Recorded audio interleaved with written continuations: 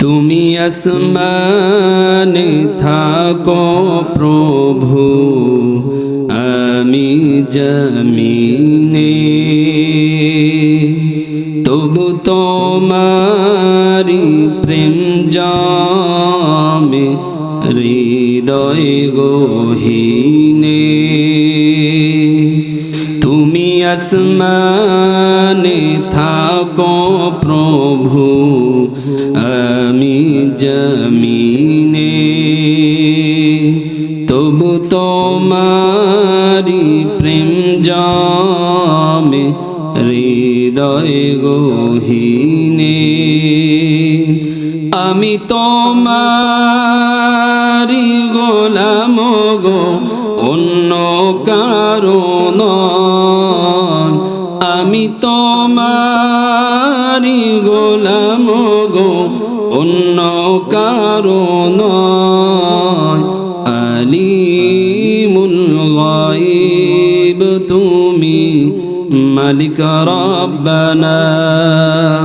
আল্লাহু আল্লাহু আল্লাহু আল্লাহ, আল্লাহু আল্লাহু আল্লাহু আল্লাহ। তোমারি রহম ছাড়া বাঁচা বড় দায়। প্রতিদিনে প্রতিক্ষণে জড়িয়ে রেখো গো আমার। তোমারি রহম ছাড়া বাঁচা বড় দায়। প্রতিদিনে প্রতিক্ষণে জড়িয়ে রেখো গো আমার। কত শত ভুল মাফ করে দাও, কত শত ভুল মাফ করে দাও। জানা কি অজানা, আমি তোমারি গোলাম গো, অন্য কারো নয়। আলিমুল গায়ব তুমি, মালিক রব্বানা। আল্লাহু আল্লাহু আল্লাহু আল্লাহ, আল্লাহু আল্লাহু আল্লাহু আল্লাহ। তুমি আসমানে থাকো প্রভু, আমি জমিনে, তবু তোমারি প্রেম জামে হৃদয় গহীনে। আমি তোমারি গোলাম গো, অন্য কারো নয়। আমি তোমারি গোলাম গো, অন্য কারো নয়। আলিমুল গায়ব তুমি, মালিক রব্বানা। আল্লাহু আল্লাহু আল্লাহু আল্লাহ। বিসমিল্লাহির রহমানির রহিম। ইন্নাল্লাহা ইয়া'মুরু বিল আদলি ওয়াল ইহসান। আল্লাহ রাব্বুল আলামিন তার হাবিবের উপরে সূরাতুন নাহলের 90 নম্বর আয়াত কেন নাজিল করলেন, কি কারণে নাজিল করলেন, যে সময় নাজিল করলেন ওই সময় প্রেক্ষাপটটা কেমন ছিল। তাফসিরে মাযহারির ভিতরে আল্লামা কাজী সানাউল্লাহ পানিপতি রাহিমাহুল্লাহ সূরাতুন নাহলে 90 নম্বর আয়াতের শানে নুজুল নিয়ে আসছেন। আল্লামা কাজী সানাউল্লাহ পানিপতি রাহিমাহুল্লাহ তিনি লেখেন, নবীজি খানায় কাবার পাশে নবীজি বসে আছেন। নবীজি লক্ষ্য করে দেখে ওসমান ইবনে মাযউন তিনি একজন কাফের। নবীজির সামনে দিয়ে হাঁটতে হাঁটতে যায়। নবীজি ওসমান ইবনে মাযউনকে ডাক দিয়ে বলল, ওসমান এইদিকে আসো, তোমার সাথে আমার একটু কথা আছে। ওসমান ইবনে মাযউন এখনো কিন্তু তিনি মুসলমান হন নাই, তিনি একজন কাফের। দুইজন ওসমানের কথা পাওয়া যায়, একজন হলো ওসমান ইবনে আফফান। এমন একজন সাহাবী নবীজির একটা নয় দুইটা কন্যাকে তিনি বিবাহ করেছেন, এই জন্য বলা হয় ওসমান জিন্নুরাইন রাদিয়াল্লাহু তাআলা আনহু। আমি যার কথা বলতেছেন ইনি ওসমান ইবনে আফফান নন, ইনি হলো ওসমান ইবনে মাযউন। নবীজি ওসমানকে ডাক দিলেন, ওসমান আসলো, নবীজির পাশে বসলো। ওসমান বলেন, আমি লক্ষ্য করে দেখলাম নবীজি কেমন যেন ঘামতেছেন, নবীজির কেমন যেন কষ্ট হইতেছে। কিছু সময় পর নবীজি যখন আবার স্বাভাবিক হয়ে গেল, নবীজি এবার আমাকে বলতেছে, ওগো ওসমান, একটু আগে আমার রব আমার উপরে একটা মেসেজ নাজিল করেছে, কোরআনের আয়াত নাজিল করেছে। আমি রাসূলুল্লাহ তোমারে ওই কোরআনের আয়াতটা শোনাইতে চাই। ও ওসমান, তুমি আমার রবের মেসেজটাকে শুনতে চাও? যখন এই কথা বলল, ওসমান ইবনে মাযউন বললেন, আমি ডাইনে বামে সামনে পিছনে সব জায়গায় আমি একটু লক্ষ্য করে দেখলাম। লক্ষ্য করে দেখি আমাদের কোন নেতারা নাই, ডাইনেও নাই, বামেও নাই, সামনেও নাই, পিছনেও নাই, কেউ নাই। আমি ওসমান ইবনে মাযউন মনে মনে চিন্তা করলাম, কেননা মুহাম্মাদের কথা শুনেছি, মুহাম্মাদের রবের মেসেজের কথা শুনেছি, কিন্তু কোনোদিন কখনো কোনোদিন কোন সময় মুহাম্মাদের কাছে আসার আমাদের সুযোগ হয় নাই। কেননা আমাদের নেতারা আমাদের নেতৃত্বের আসনে বসে আছেন যারা, তারা 144 ধারা রুলস জারি করে দিয়েছে, মুহাম্মাদের কাছে যাওয়া যাবে না। সুতরাং আজকে সুযোগ পেয়ে গেলাম, মুহাম্মাদের আশপাশে আমাদের কোনো সঙ্গীও নাই, আমাদের কোনো নেতারা নাই। সুতরাং মুহাম্মাদের কাছ থেকে মুহাম্মাদের রবের মেসেজ শোনা যায়, কোনো অসুবিধা নাই। ওসমান ইবনে মাযউন বলল, গো মুহাম্মদ, কোনো অসুবিধা নাই, তুমি তোমার রবের মেসেজ আমাকে শোনাইতে পারো। একটু জবান খুলে বলা যাবে কি আল্লাহু আকবার? এখানে একটা পয়েন্ট হলো, নবীজির কোরআন তেলাওয়াত শোনার আগে, মেসেজ শোনার আগে নবীজিকে তুমি করে বলছে এবং নবীজিকে মুহাম্মদ বলে ওসমান ডাক দিয়েছেন। নবীজি এবার ওসমানকে বলতেছে, ওসমান তাহলে এবার শোনো আমার রব আমার উপরে কি মেসেজ দিয়েছে। নবীজি তেলাওয়াত করেন, ইন্নাল্লাহা ইয়া'মুরু বিল আদলি ওয়াল ইহসান ওয়া ইতা'i যিল কুরবা ওয়া ইয়ানহা আনিল ফাহশা'i ওয়াল মুনকারি ওয়াল বাগই ইয়া'iযুকুম লা'আল্লাকুম তাযাক্কারুন।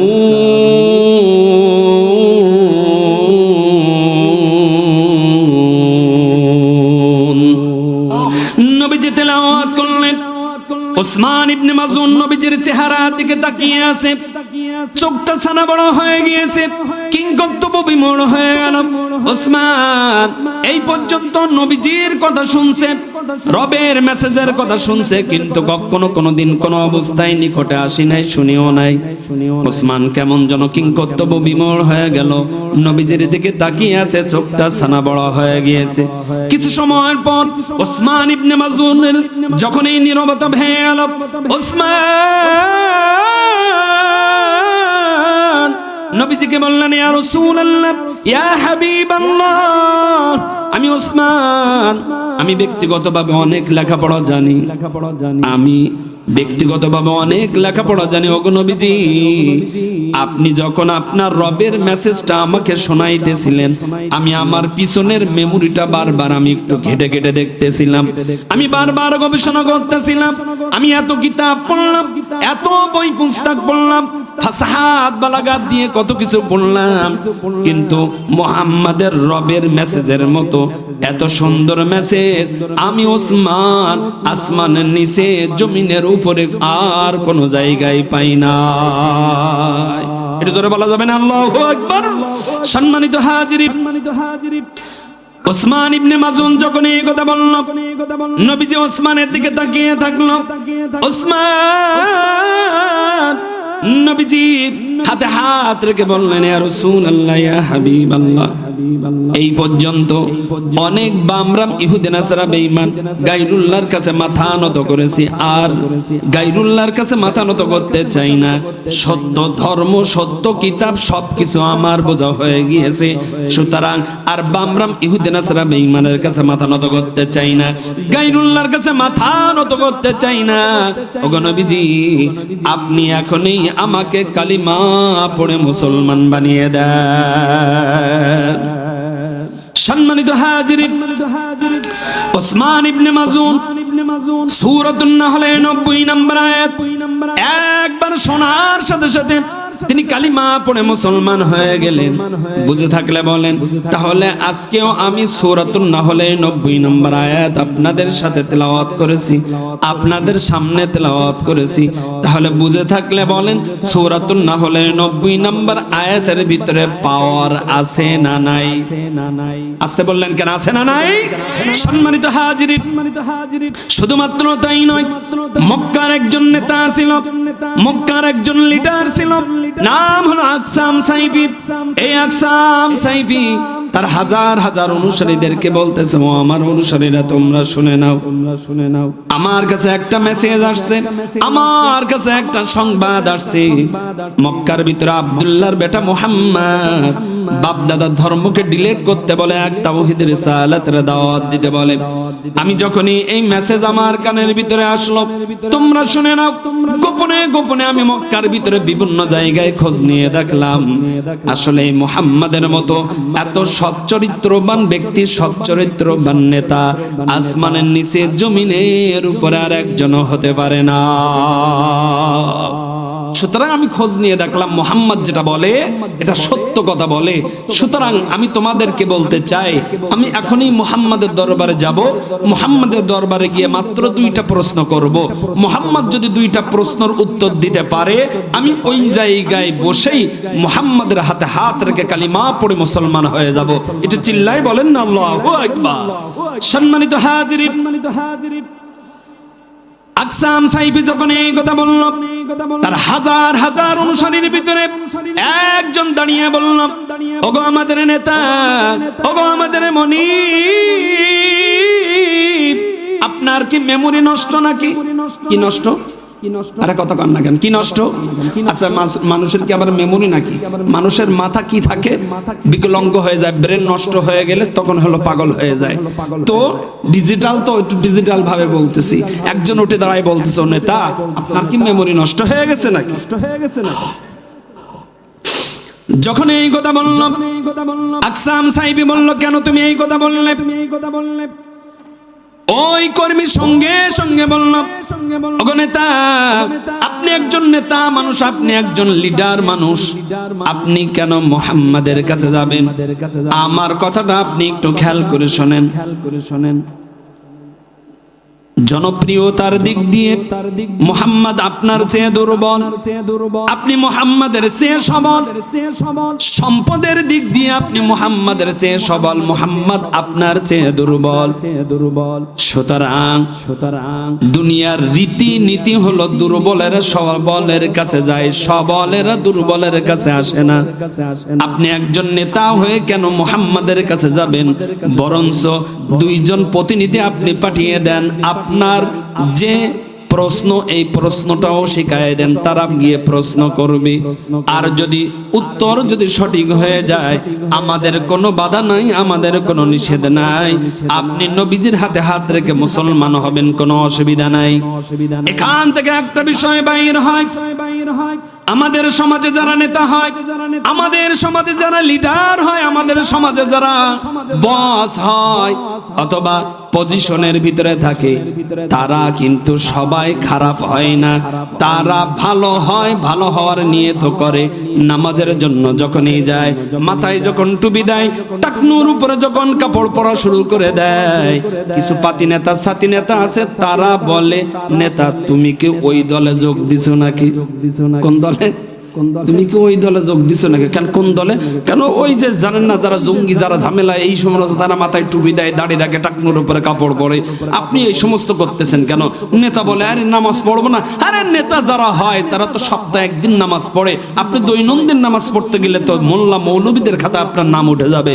বুঝে থাকলে বলেন, এমন পাইসু নেতা আমাদের সমাজের ভিতরে আছে না নাই? আরে কথা বলেন, আছে না নাই? বড়রা ভালো হতে চায়, কিন্তু এই সমস্ত চামচারা তারা ভালো হতে দেয়। সম্মানিত হাজিরিন, আকসাম সাহেব সঙ্গে সঙ্গে বললাম, তোমার কথা আমার বড় পছন্দ হয়েছে।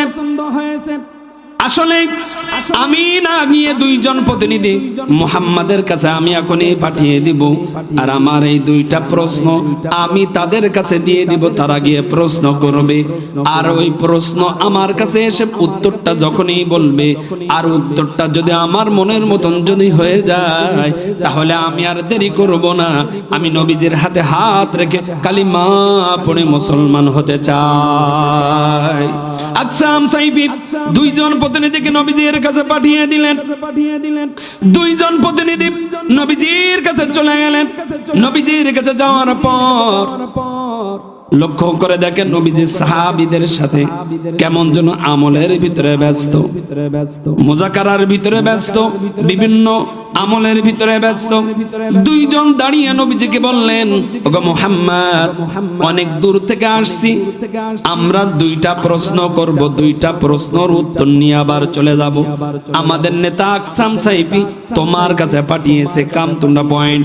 এখানে গিয়েও তারা নবীজিকে মুহাম্মদ বলে ডাকছে, আবার নবীজিকে বলছে, আমরা অনেক দূরের থেকে আসছি, প্রশ্ন করব, উত্তর দিবা, আমরা চলে যাব। আমরা তাড়াহুড়া করতে, আমরা এখানে সময় দেওয়ার জন্য আমরা আসি নাই।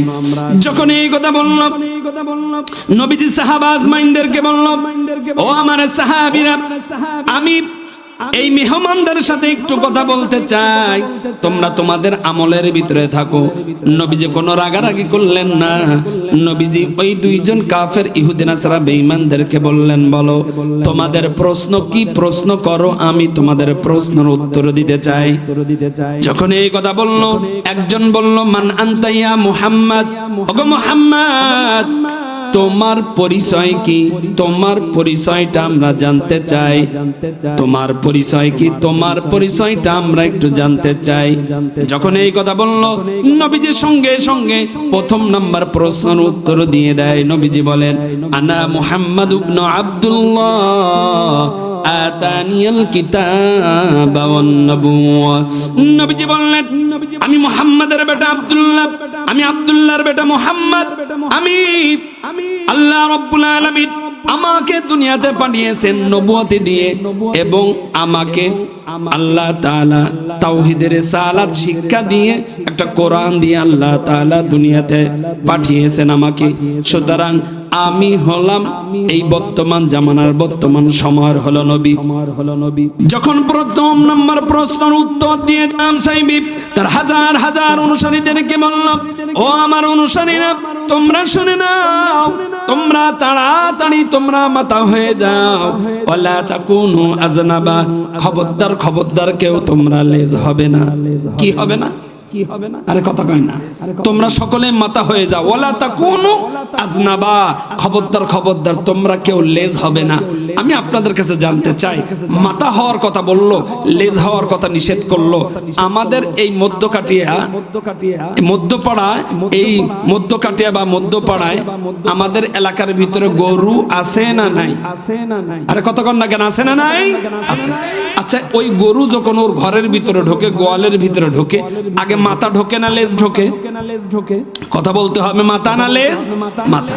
আকসাম সাহিবী তার অনুসারীদেরকে বলল, আমার অনুসারীরা, আমি আগেই তোমাদেরকে বলেছিলাম আসমানের নিচে জমিনের উপরে মুহাম্মদ এমন একজন ব্যক্তি, এমন একজন ব্যক্তি, এমন একজন নেতা, এমন একজন লিডার, আমি খোঁজ নিয়ে লক্ষ্য করে দেখি তার মতন এই সৎ চরিত্রবান ব্যক্তি, সৎ চরিত্রবান নেতা আর একজনও নাই।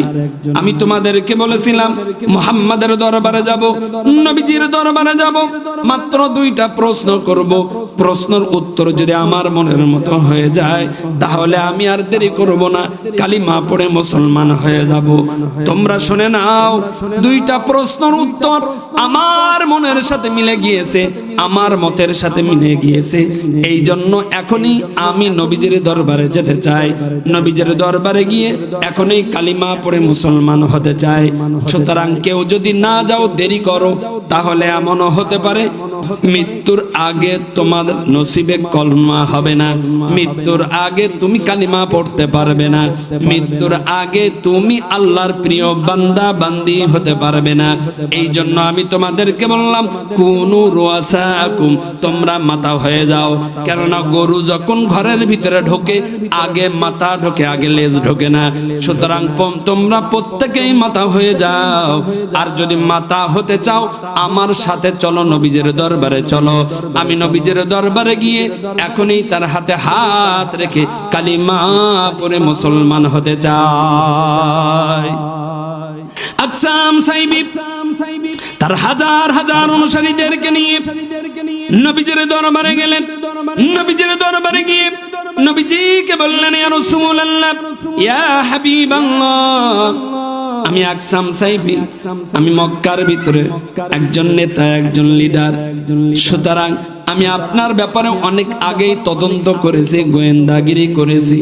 আপনার ভিতরে আমি কোনোদিন কোনো অবস্থায় গুতাগুতি কিলাকিলি পাই নাই, পিন দেওয়ার মতন পাই নাই। আপনার মতন সচ্চরিত্রবান ব্যক্তি পাই নাই, আপনার মতন স্বচ্ছ এমন একজন নেতা, এমন একজন লিডার আমি পাই নাই। সুতরাং আজকে আমি আমার এই 1200 এই হাজার হাজার অনুসারীদেরকে নিয়ে আপনার কাছে নিয়ে আসলাম। শুধুমাত্র আমি একা নয়, আমি সহ আমার এই অনুসারীরা এখনই আপনার হাতে হাত রেখে কালিমা পড়ে মুসলমান হতে চায়। আকসাম সাহিবী সে একা মুসলমান হয় নাই, তার হাজার হাজার অনুসারীরা তারাও মুসলমান হল। সূরাতুন নাহলে 90 নম্বর আয়াত একবার শোনার দ্বারা তাদের দিলটা পরিবর্তন হয়ে গেল। সুতরাং সূরাতুন নাহলে 90 নম্বর আয়াত নাজিল হলো যেই দিন, ওই দিনও যে কাফের উসমান ইবনে মাজউন, সেও একবার নবীজির জবান থেকে শুনলো, শোনার সাথে সাথে তার মনের ভিতরে একটা পরিবর্তন চলে আসলো। আর পরিবর্তন হওয়ার সাথে সাথে সেও কালিমা পড়ে মুসলমান হয়ে গেল। আকসাম সাহিবীও শুনলো একবার, তার হাজার হাজার অনুসারীরা তারাও শুনলো একবার। শোনার সাথে সাথে তাদের ভিতরেও পরিবর্তন চলে আসলো। পরিবর্তন চলে আসার সাথে সাথে তারাও প্রত্যেকে নিয়ত করেছে আর দেরি করা যাবে না, বামরাম ইহুদিরা ছাড়া বেঈমানের কাছে মাথা নত করা যাবে না। তারা প্রত্যেকেই চিন্তা করলো নবীজির দরবারে যাব, নবীজির দরবারে গিয়ে কালিমা পড়ে মুসলমান হয়ে যাব। আমি আপনাদের কাছে জানতে চাই, তাহলে সূরাতুন নাহলে 90 নম্বর আয়াতের ভিতরে পাওয়ার আছে না নাই? কাফের ইহুদি নাসারা বেঈমানেরা একবার শোনার সাথে সাথে তারা মুসলমান হয়ে গেছে। ওই আয়াতটাই আমি আপনাদের সামনে তেলাওয়াত করেছি। আর এইটাই হলো শানে নুজুল। শানে নুজুল অর্থাৎ যেদিনেই এইটা নাজিল হলো ওই দিন কাফের ইহুদি নাসারা বেঈমান যারাই শুনলো তারাই শোনার সাথে সাথে মুসলমান হয়ে গেল। সুতরাং আল্লাহ তাআলা এই আয়াতের ভিতরে কি মেসেজ দিলেন, এই আয়াতের ভিতরে আমাদেরকে কি জানাইলেন, এটা জানার দরকার আছে না নাই? আরে কথা বলেন, আছে না নাই? সম্মানিত হাজিরিন, নবীজি সূরাতুন নাহলে 90 নম্বর আয়াতের ভিতরে বলেন, ইন্নাল্লাহা ইয়া'মুরু বিল আদলি ওয়াল ইহসান। আল্লাহ রাব্বুল আলামিন বলেন, ইন্নাল্লাহ, নিশ্চয় আমি রব, নিশ্চয় আমি আল্লাহ তাআলা, ইয়া'মুরু, তোমাদেরকে আদেশ দিলাম। কি দিলাম? আরে কথা বলে না, কি দিলাম? আদেশ দিলাম। ইন্নাল্লাহা ইয়া'মুরু বিল আদল, আমি আল্লাহ রাব্বুল আলামিন তোমাদেরকে আদেশ দিলাম, আমি আল্লাহ রাব্বুল আলামিন তোমাদেরকে আদেশ দিলাম, তোমাদেরকে আদেশ দিলাম বিল আদল, ইনসাফ করার জন্য, ন্যায় বিচার করার জন্য, ন্যায় প্রতিষ্ঠা করার জন্য। একটু বুঝে থাকলে বলেন, এই আদেশ একজনের, তিনি কে? জমিনের উপরে ন্যায় ইনসাফ প্রতিষ্ঠা হোক, এটা আমরা চাই কি চাই না? আরে কথা বলেন, চাই কি চাই না? সম্মানিত হাজিরিন, আল্লাহ রাব্বুল আলামিন সূরাতুন নাহলে 90 নম্বর আয়াতের ভিতরে প্রথম নাম্বার আল্লাহ রাব্বুল আলামিন যেটা ঘোষণা করে দিল, আদেশ দিয়ে দিল, আল্লাহ রাব্বুল আলামিন বলেন, ও গোলাম, আমি আল্লাহ রাব্বুল আলামিন তোমাদেরকে আমি আদেশ দিলাম, ইন্নাল্লাহা ইয়া'মুরু বিল আদল, আমি আল্লাহ রাব্বুল আলামিন তোমাদেরকে ইনসাফ ভিত্তিক বন্টন করার জন্য, ইনসাফ ভিত্তিক ন্যায় বিচার করার জন্য আমি আল্লাহ রাব্বুল আলামিন তোমাদেরকে আদেশ দিয়ে দিলাম। বুঝে থাকলে বলেন, আমাদের সমাজে, আমাদের রাষ্ট্রে, আমাদের দেশে, আমাদের গ্রামে, আমাদের এলাকায় ন্যায় বিচার অথবা ইনসাফ ভিত্তিক বিচার কি হয়? আরে কত কয় না হয়? আচ্ছা, ন্যায় বিচার হয় না, ইনসাফ ভিত্তিক বিচার হয় না, ইনসাফ ভিত্তিক বন্টন হয় না, আমরা ধাম করে এমপি, মন্ত্রী, মিনিস্টার, চেয়ারম্যান, তারপরে কি বলে মেম্বার, তাদের দিকে আঙুল ঢুকায় আর বলি, দেখো চেয়ারম্যান এটা করছে, মেম্বার এটা করছে, এমপি এটা করছে। ভাই, একটা আঙুল তাদের দিকে আর চারটে আঙুল কার দিকে? আরে কত কয় না, কার দিকে? নিজের দিকে। এই জন্য সম্মানিত হাজিরিন, মানুষের দোষ খোঁজার আগে একটা জিনিস বুঝবেন, আল্লাহ রাব্বুল আলামিন ন্যায় বিচার করতে বলছেন, ইনসাফ ভিত্তিক বন্টন করতে বলছেন। আমি আপনাদের কাছে জানতে চাই, একজনের দুইটা সন্তান, কয়টা সন্তান? একটু জোরে বলেন, কয়টা? একটা সন্তান বিসিএস ক্যাডার, আর একটা সন্তান আজীবন বাবার সাথে ক্ষেত খামারে কাজ কর্ম করেছে, লেখাপড়ার সুযোগ হয় নাই, কেননা বাবার সাথে সমস্ত জায়গায় গিয়ে সমস্ত কাজ কাম করছে। যে ছেলেটা হলো বিসিএস ক্যাডার, তার জায়গা কিনে দেয় গুলশান বনানীতে, আর যার যে সন্তান বাবার সাথে শুরু থেকে নিয়ে খাটতে খাটতে যৌবন শেষ করে দিয়েছে, ওই সন্তানের জায়গা কিনে দেয় রথখোলার বিলে। কোন জায়গায়? আরে কত কয় না, কোন জায়গায়? আর যে হলো বিসিএস ক্যাডার, তার জায়গা কিনে দিয়েছে কোথায়? গুলশান বনানীতে। বুঝে থাকলে বলেন, এই বাপ, এই বাবা দুই সন্তানের ভিতরে ইনসাফ ভিত্তিক বন্টন করতে পারছে? একটু কথা বলেন, পারছে? এক বাবা তার দুই সন্তানের ভিতরে ইনসাফ ভিত্তিক বন্টন করতে পারি নাই, তাহলে একজন চেয়ারম্যান, একজন মন্ত্রী, একজন মিনিস্টার, এতগুলা মানুষের ভিতরে সেই ইনসাফ ভিত্তিক বন্টন করবে তো করবে, কেমনে করবে? তার দ্বারা তো কখনো কোনোদিন কোনো অবস্থায় সম্ভব হবে। আরে আমার বাড়িতে, আমার পরিবারে, আমার ফ্যামিলিতে ভেজাল আর ভেজাল। আমি আরেক জায়গায় কেন আঙুল দিয়ে দিলাম, আরেক জায়গায় কেন আমি গালিগালাজ করতেছি, আঙুলে তীর দিয়ে দিচ্ছি, এটা আপনার আমার দ্বারা কখনো কোনোদিন কোনো অবস্থায় কাম্য হতে পারে? আল্লাহ রাব্বুল আলামিন বলেন, ইন্নাল্লাহা ইয়া'মুরু বিল আদল, ইনসাফ ভিত্তিক বিচার করো, ইনসাফ ভিত্তিক বন্টন করো, ন্যায় বিচার করো। কিন্তু তুমি যখনই তোমার এই সন্তানের ব্যাপারে কম্পেয়ার করবে, একজনকে গুলশান বনানীতে আরেকজনের রথখোলার বিলে যখন দিবে, তাহলে কি হবে? নবীজি বলেন, যা ইয়াউমাল কিয়ামাতি ওয়া সিককুহু সাকিতুন, কিয়ামতের ময়দানে আল্লাহ রাব্বুল আলামিন একটা ব্রিজ বানিয়ে দিবেন, মেরাজের পুল বানিয়ে দিবেন। ব্রিজের এই সাইডে থাকবে ওই সন্তান, সে ছেলে হোক অথবা মেয়ে হোক, যাকে পিতা মাতা তার সম্পদ থেকে বঞ্চিত করে দিয়েছে, দেই নাই। মনের ভিতরে চিন্তা ভাবনা করেছে ও ডাক্তার, ও বিসিএস ক্যাডার, সুতরাং তারা যদি গুলশান বনানীতে জায়গা যদি না কিনে দেয়, তাহলে তার পজিশন ঠিক থাকে না, তার লেভেল, তার চলাফেরা ওঠা বসা, তার হাই লেভেলে তার চলাফেরা ওঠা বসা। সুতরাং তার জায়গা গুলশান বনানীতে দেওয়াই উত্তম। রথখোলার বিলে দিলে সে তো আর ওটা তো আর হবে না। কিন্তু যে হলো মূর্খ, তার দিল রথখোলার বিলের ভিতরে। এই সন্তান কিছুই বলল না, কিন্তু নামাজের ভিতরে গিয়ে সেজদায় গিয়ে রব্বে কারিমের কাছে যদি অবজেকশন দিয়ে দেয়, যদি চোখের পানি ফেলে, কিয়ামতের ময়দানে আল্লাহ রব্বুল আলামিন একটা মিরাজের পোল বানাবেন, ব্রিজ বানাইবেন। অনেক পিতামাতা মনে মনে চিন্তা করে, মেয়েটারে বিয়ে দিয়ে দিয়েছি, ওর আর প্রয়োজন নাই। আছে না নাই? আর কথা কয় না, আছে না নাই? আপনার বললেও আছে, না বললেও আছে। বাবা মা চিন্তা করে, আমরা বুড়া আর বুড়ি ছেলের কাছে থাকবো, তাহলে একটু সম্পত্তি ওদের একটু বেশি দেই। এমন এমন শিক্ষিত মূর্খ নেমো খারাম পিতামাতা আছে না নাই? একটু কথা বলেন, আছে না নাই? স্পষ্ট শুনে নেন, আপনি যদি জীবিত অবস্থায় সম্পদ বন্টন করেন, তাহলে ছেলেরও যা মেয়েরও তা, এখানে কোনো দুই নম্বরই করার সুযোগ নাই।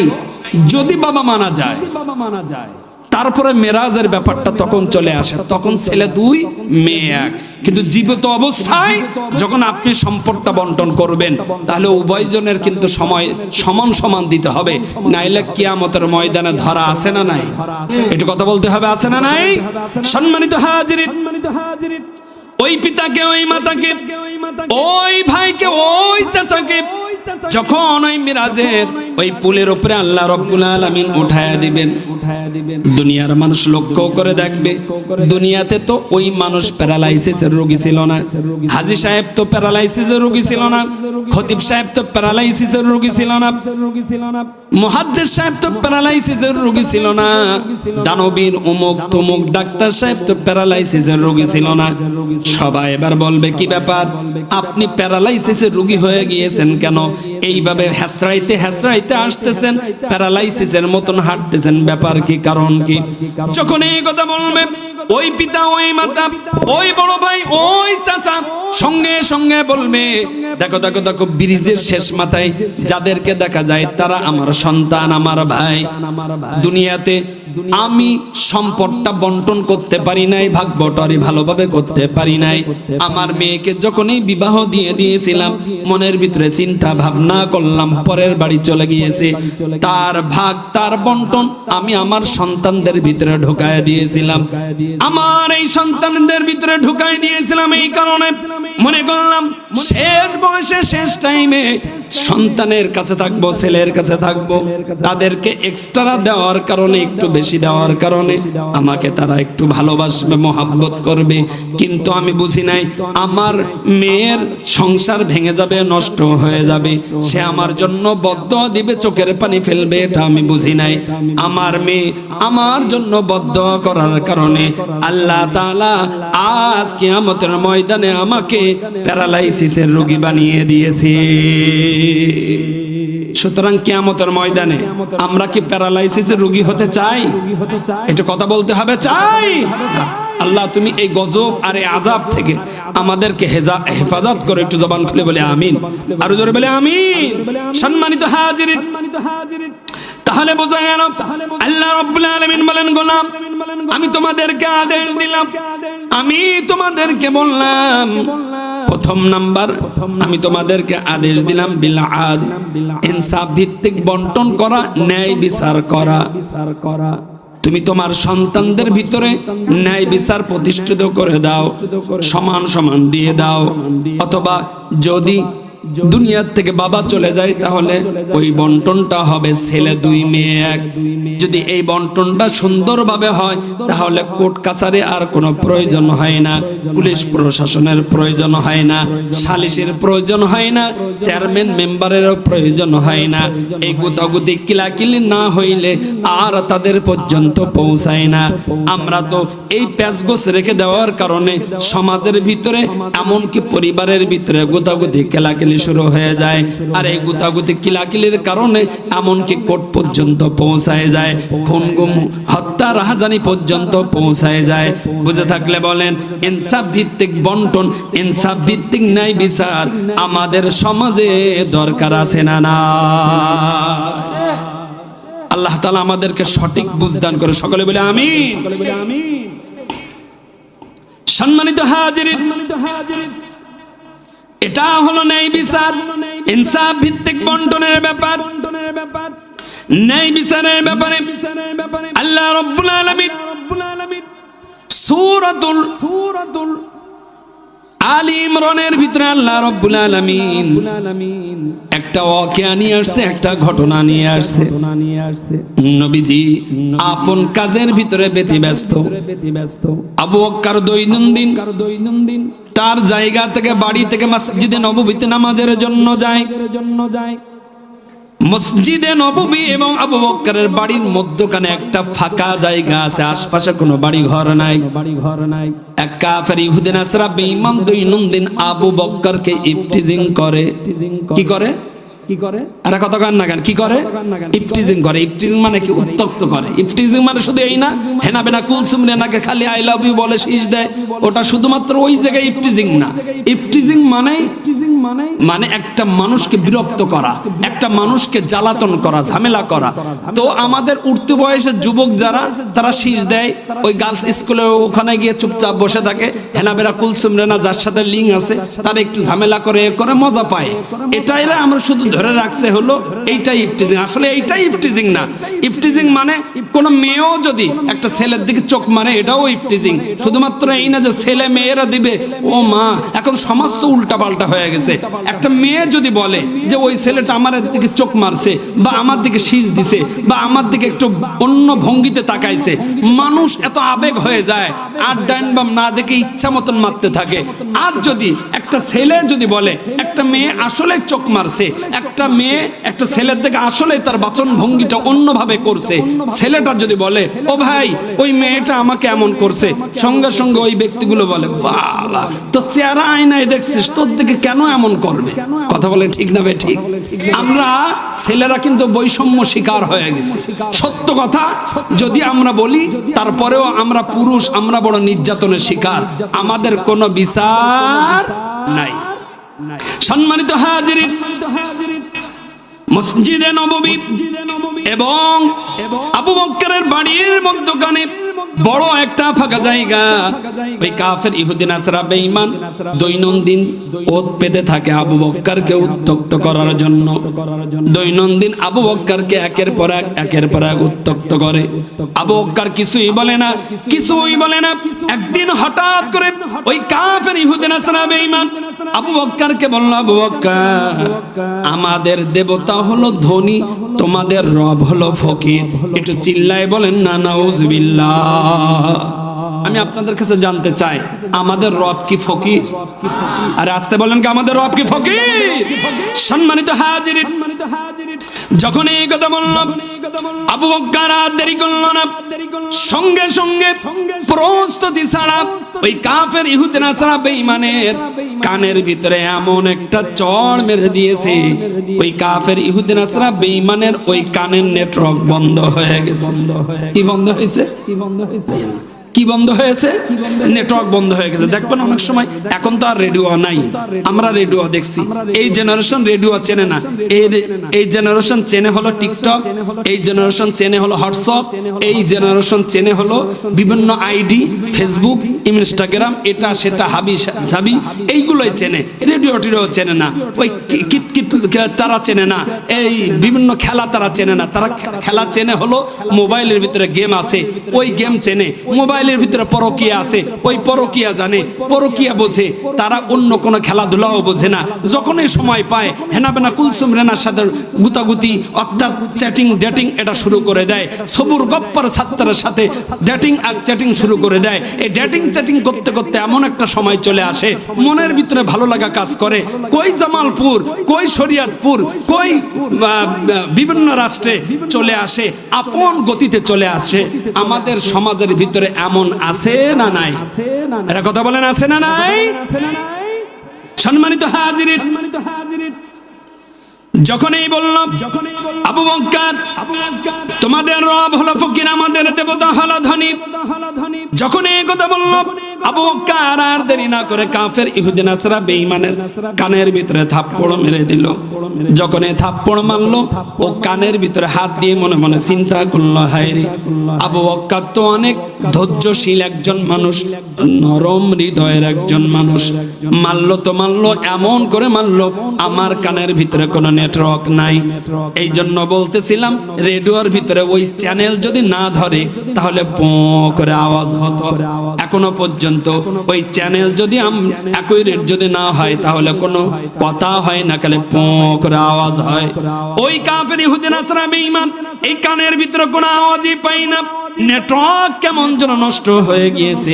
কাফের ইহুদি নাসরা বেঈমান মনে মনে চিন্তা করে, আমি মুহাম্মাদের কাছে বিচার দিব, মুহাম্মাদের কাছে বিচার দিলে আমার বিশ্বাস আমি 100-তে 100 আমি সঠিক বিচার পেয়ে যাব। একটু জবান খুলে বলা যাবে কি আল্লাহু আকবার? ও কাফের ইহুদি নাসরা বেঈমান, তারপরেও ওর ভিতরে একটা ভরসা আছে, সেটা হলো এই, মুহাম্মদ সে মুসলমানের নবী হতে পারে, কিন্তু মুহাম্মদ এমন একজন ব্যক্তি, সে কখনো কোনোদিন কোনো অবস্থায় দলীয় লোক, আমার দলের লোক, ও আমার কাজ করে, এটা কখনো কোনোদিন কোনো অবস্থায় মুহাম্মদ চিন্তা করে না। মুহাম্মদ সবসময় চিন্তা ভাবনা করে ন্যায় ইনসাফ প্রতিষ্ঠা করার জন্য, ন্যায় বিচার করার জন্য। এটা আমার দলের বিপক্ষে যাক বা পক্ষে থাক, এটা দেখার কোনো বিষয় নাই। সম্মানিত হাজিরিন, কাফের ইহুদি নাসরা বেঈমান চলে আসলো নবীজির কাছে। নবীজি আপন কাজের ভিতরে ব্যস্ত। ওই কাফের ইহুদি নাসরা বেঈমান নবীজির কাছে এসে বলল, মুহাম্মদ আমি ন্যায় বিচার পেতে চাই, ন্যায় বিচার পাওয়ার জন্য তোমার কাছে আসছি। যখন এই কথা বলল, নবীজি বলল, কি ন্যায় বিচার? সঙ্গে সঙ্গে ওই কাফের ইহুদি নাসরা বেঈমান বলল, মুহাম্মদ তোমার একজন সাহাবী আছে, ওই সাহাবী এমন জোরে আমার কানের ভিতরে থাপ্পড় মারছে, ওই থাপ্পড় মারার কারণে এই কানের ভিতরে আর আমার নেটওয়ার্ক নাই। নবীজি সঙ্গে সঙ্গে মনে মনে চিন্তা করছেন, ও আসাদ্দুহুম ফি আমরিল্লাহি ওমর, এটা তো আমার ওমরের কাজ হবে, কেননা ওমর সবসময় গরম, নিশ্চয়ই আমার ওমর ওরে থাপ্পড় মারছে। এবার নবীজি বললেন, কে তোমারে আঘাত করলো, কে তোমারে প্রহার করলো? নবীজি তো মনে মনে চিন্তা করছে, ওয়াসাদ্দুহুম ফি আমরিল্লাহি ওমর, ওমর ছাড়া এই কাজ কেউ করতে পারে না, কেউ করতে পারে না। যখন এই কথা মনে মনে চিন্তা করলো, কাফের ইহুদি নাসরা বেঈমান সঙ্গে সঙ্গে বলল, ওগো মুহাম্মদ আর কেউ নয়, আর কেউ নয়, সে হলো তোমার বন্ধু আবু বকর। কে মারছে? আল্লাহ ফেনা করে দিলাম। কে মারছে? কে মারছে? আবু বকর। নবীজির বিশ্বাস হচ্ছে না, কেননা নবীজি হাদিসের ভিতরে বলছেন, আরহামু বি উম্মতি আবু বকর, আমার উম্মতের ভিতরে রহম দিল ওয়ালা, আমার উম্মতের ভিতরে সব থেকে মায়া, অন্তরের ভিতরে মায়া, দরদ, ভালোবাসা একজনেরই, তার নাম হলো আবু বকর। কিয়ামত পর্যন্ত আমার আবু বকরের মতন এত রহম দিল ওয়ালা আর একজনও আল্লাহর বান্দা দুনিয়াতে আসবে না। তাহলে আবু বকর মানলো তো মানলো, কেন মানলো? আবু বকর কেন মানলো? নবীজি সঙ্গে সঙ্গে বললেন, আইনা আবু বকর, আবু বকর কোথায়? আবু বকর ওই কাফের ইহুদি নাসরা বেঈমানের পিছু পিছুর সাথে সাথে আবু বকর নবীজির দরবারে চলে আসছে।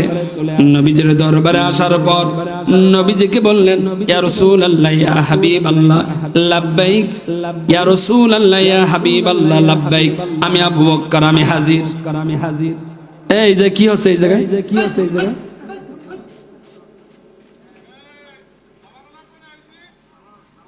সম্মানিত হাজিরিন, আবু বকর সিদ্দিক রাদিয়াল্লাহু তাআলা আনহু বললেন, ইয়া রাসূলুল্লাহ, ইয়া হাবিবাল্লাহ, আমি উপস্থিত, আমি হাজির। নবীজি বললেন, আবু বকর, তোমার নামে আমার আদালতে বিচার দায় করা হয়েছে, সুতরাং আমি তোমার কাছে জানতে চাই, আবু বকর, তুমি কি ওই কাফের ইহুদি নাসারা বেঈমানকে তুমি মারছো কিনা? নবীজি বললেন, সাদাকতা ইয়া রাসূলুল্লাহ, ওই কাফের ইহুদি নাসারা বেঈমান আপনাকে সত্য কথা বলছে, হ্যাঁ আমি ওরে মারছি। নবীজি বললেন, ও আবু বকর, কেন মারলে এই কারণটা আমি তোমার কাছে জানতে চাই। আবু বকর সঙ্গে সঙ্গে বললেন, ইয়া রাসূলুল্লাহ, ইয়া হাবিবাল্লাহ, মসজিদে নববীতে থেকে, আমার বাড়ি থেকে মসজিদে নববীর ভিতরে মধ্যখানে একটা জায়গা আছে, ফাঁকা জায়গা, ওই জায়গায় দৈনন্দিন এই কাফের ইহুদি নাসারা বেঈমান দাঁড়িয়ে থাকে।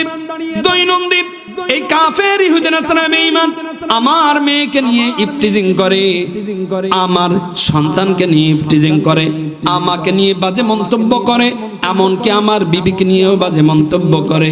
কিন্তু ইয়া রাসূলুল্লাহ, ইয়া হাবিবাল্লাহ, আমি আবু বকর কখনো কোনোদিন কোনো অবস্থায় মন খারাপ করি নাই, আমি মনের ভিতরে কোনো কষ্টও নেই নাই, রাগও পর্যন্ত করি নাই। কিন্তু ওগো নবীজি, এই কাফের ইহুদি নাসারা বেঈমান আজকে যে কথা বলছে, আমি আবু বকর বিন্দু মাত্র সবর করতে পারি নাই, ধৈর্য ধারণ করতে পারি নাই। ওই কাফের ইহুদি নাসারা বেঈমান বলছে আমাদের রব নাকি ফকির আর তাদের দেবতা নাকি ধনী।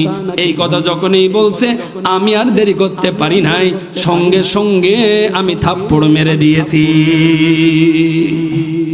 নবীজি সঙ্গে সঙ্গে ওই কাফের ইহুদি নাসারা বেঈমানকে বলল, আমার আবু বকর যে কথা বললো এটা সত্য নাকি মিথ্যা? আসলে কি তুমি আমার রবকে নিয়ে, আমাদের রবকে নিয়ে তুমি কি কটূক্তি করছো কিনা, বাজে মন্তব্য তুমি করছো কিনা?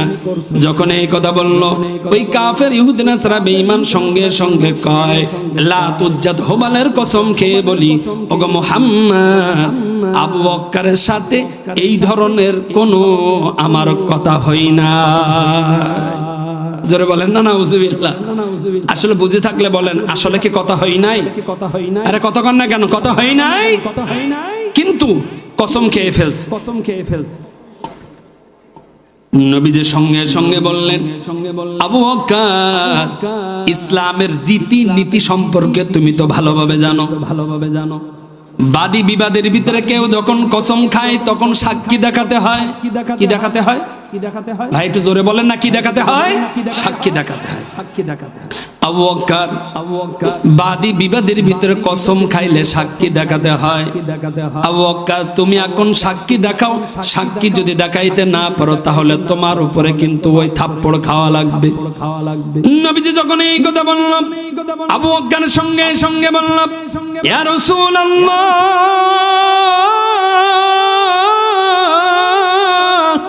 ইয়া হাবিবাল্লাহ, আপনার কি মনে হয় আপনার আবু বকর আপনার সাথে মিথ্যা কথা কয়? যখন এই কথা বললো, নবীজি সঙ্গে সঙ্গে বলল, আবু বকর, ইমোশনাল করবে না, ব্ল্যাকমেল করার চেষ্টা করবে না। আবু বকর, তুমি কেমন মানুষ আমি ভালোভাবে জানি, যে কারণে আল্লাহ রাব্বুল আলামিন তোমাকে সিদ্দিক উপাধি দিয়ে দিয়েছে। আমি নবীজি ভালোভাবে জানি কিয়ামত হয়ে যাবে, আমার আবু বকর কখনো কোনোদিন কোনো অবস্থায় মিথ্যা কথা বলতে পারে না। কিন্তু আবু বকর, ইসলামের রীতি এবং নীতি হলো এই, বাদী বিবাদের ভিতরে কেউ যদি কসম খায় তাহলে সাক্ষী দেখাতে হয়। আমি জানি তুমি মিথ্যা কথা বলো নাই, তারপরে তোমার সাক্ষী দেখাতে হবে। এইটাই ইসলামের রীতি এবং নীতি। একটু জবান খুলে বলেন না আল্লাহু আকবার। কিন্তু আমাদের সমাজের রীতি এবং নীতি হলো কি, ও আমার দলের, তাহলে চেষ্টা চলে যে কেমনে কিভাবে ফাঁক ফোকড় বাহির করা যায়। আছে না নাই? আরে কত গায় না, আছে না নাই? আরো যদি হয় আমার ছেলে, ও মা, তাহলে চিন্তা করতে হবে যে আমার ছেলে ও জান্নাতে চলে গেছে, ও কখনো কোনোদিন কোনো অবস্থায় ভুল করতে পারে? ভুল করবে তো বস্তির পোলাপান, ভুল করবে তো মূর্খুর বেটা, ভুল করবে তো উমুকের বেটা। আমার ছেলে দুধ দিয়ে ধোয়া, আমার ছেলে কখনো কোনোদিন কোনো অবস্থায় কাউকে ক্ষতি করতে পারে? আরে কথা বলে না পারে? পারে না। এটা হলো আমাদের সমাজের রীতি এবং নীতি, কিন্তু নবীজি শিক্ষা দিয়েছেন না, ইসলামের রীতি এবং নীতি হলো এই, বাদী বিবাদী কেউ যদি কসম খায় সাক্ষী দেখাতে হবে। আবু বকর আমি ভালোভাবে জানি তুমি কখনো কোনোদিন কোনো অবস্থায় মিথ্যা কথা বলতে পারো না। আবু বকর বড় পেরেশানিতে পড়ে গেল। আবু বকর মাথাটা নত করে দিয়ে চোখ দিয়ে দর করে পানি ফেলে, আর আল্লাহ রাব্বুল আলামিনকে বলে, ওগো রব, ভালোভাবে জানো আমি আমার জন্য এই চটটা মারি নাই, কেননা আমার মেয়েকে নিয়ে, আমার বিবিকে নিয়ে, আমাকে নিয়ে, আমার সন্তানকে নিয়ে বাজে মন্তব্য করছে। আমি কখনো কোনোদিন কোনো অবস্থায় বিরক্ত বোধ করি নাই, ওকে আঘাত করি নাই, কষ্ট পাই নাই। কিন্তু আজকে ওই কাফের ইহুদি নাসারা বেঈমান তোমাকে তুচ্ছ তাচ্ছিল্য করেছে, তোমাকে ফকির বলেছে, আর ওই যে দেবতা, তাদের যে দেবতা, তাদের দেবতাকে ধনী বলেছে। সুতরাং আমি আর দেরি করতে পারি নাই, এই কারণে আমি ওকে থাপ্পড় মেরেছি। এখানে আপনার ইজ্জতটা বড় করার তুমি করে দাও। নবী আবু বকরকে বললেন, আবু বকর আর দেরি করা যাবে না, আবু বকর আর দেরি করা যাবে না, এখনই তুমি তোমার সাক্ষীটা এখনই উপস্থাপন করো, সাক্ষী দেখাও। যখন এই কথা বলল আবু বকর একটু চিন্তা ভাবনা করার পর নবীজিকে বললেন, ইয়া রাসূলুল্লাহ, ইয়া হাবিবাল্লাহ, যে জায়গায় এই ঘটনাটা ঘটছে ওর আগে পিছে সামনে ডাইনে বামে কোনো জায়গায় ঘরবাড়ি নাই এবং ওই জায়গায় কেউ থাকেও না, সুতরাং কেউ দেখেও নাই, আমার পক্ষ থেকে কোনো সাক্ষীও নাই। ওগো নবীজি, আপনাকে আমি বলতে চাই আমি আবু বকর সাক্ষী দেখাতে পারবো না।